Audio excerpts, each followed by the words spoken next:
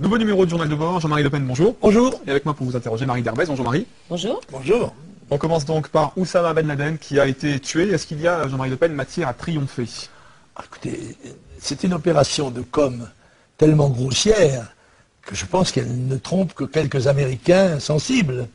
Parce que tout le monde sait que Ben Laden, si tant est qu'il n'est pas mort, beaucoup de gens affirment qu'il est mort, en tous les cas on sait que l'opération est évidemment combinée. Elle comporte toutes sortes d'interrogations. On peut en effet s'étonner que des super commandos, probablement ceinture noire de karaté, etc., n'aient pas pu maîtriser un homme d'un certain âge désarmé.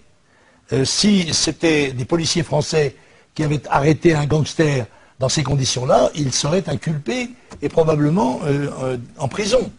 Et je dois dire que j'ai autrement été choqué par le groupe de voyeurs du plus haut niveau avec M. Obama, peut-être sa femme, je ne sais pas, toute la famille était invitée, Mme Clinton, tout ça regardant de près l'exécution d'un homme. Alors on a d'abord dit, pour le rendre odieux, qu'il se protégeait derrière une femme.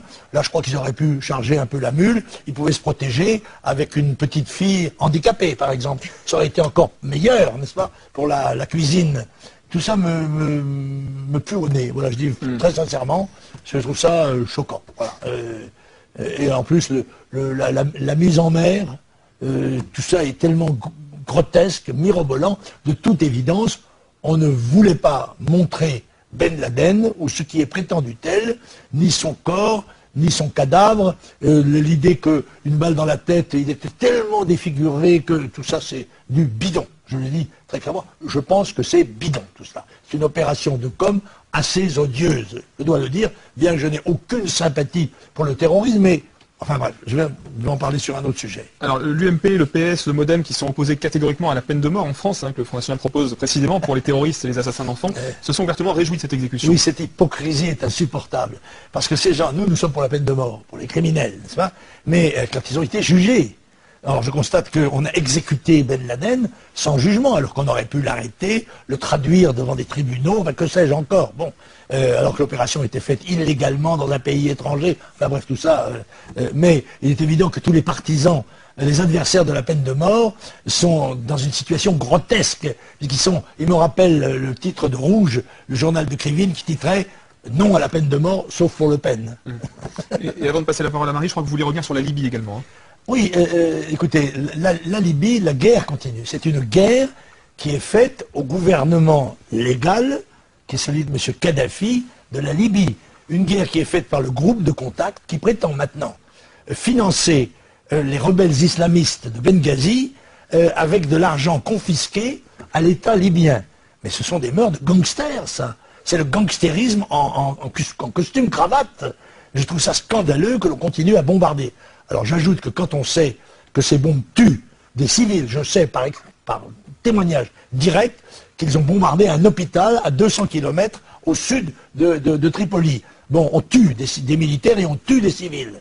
Et quand on voit que le fils, la femme et les 3 enfants de Kadhafi sont tués sans que ça provoque la moindre protestation, mais que penserait-on si les terroristes tuaient le fils et la femme et les petits-enfants d'Obama, ou la femme et le fils des petits-enfants de Sarkozy? Enfin, c'est extravagant. Ou bien est-ce qu'on considère ces hommes-là comme des sous-hommes qu'on peut traiter différemment des autres? Mais moi je considère que ces gens-là doivent être respectés dans leur humanité et que les civils ou militaires, le groupe de contact de l'OTAN n'a pas le droit de les tuer. Voilà mon point de vue. Que les gens ont perdu la confiance qu'avait réussi à capter Sarkozy par une très brillante campagne en 2007, eh bien les gens ont compris qu'ils avaient été trompés, et je crois que quoi que fasse maintenant le président de la République dans un but tellement évidemment électoraliste, que les gens n'y croient pas, et que ça ne le fera pas remonter dans les sondages. Même si, déguisé en chef de guerre, en général Pinocchio, il engage nos troupes sur différents théâtres d'opérations extérieures, sans nous dire d'ailleurs combien ça coûte. Parce que la guerre, on le sait, coûte très cher. Alors quand on en fait une, c'est déjà très cher, mais quand on en fait 3 à la fois, c'est encore beaucoup plus cher. Mais on sait très bien que le président n'a jamais hésité à creuser le déficit dans des proportions absolument... Je note aussi que, d'ailleurs, cette double nationalité est évoqué dans les débats du football. Parce qu'on sait très bien que le football professionnel, c'est devenu un des guides moraux de la nation. N'est-ce pas ? Et alors, le pauvre Laurent Blanc est aux prises avec un problème posé par l'antiracisme qui commence à devenir vraiment pesant dans notre pays. Alors moi, je crois qu'il y a une solution, c'est que Laurent Blanc demande son changement de nom pour s'appeler Laurent Noir. Peut-être qu'à ce moment-là, il aura résolu la difficulté.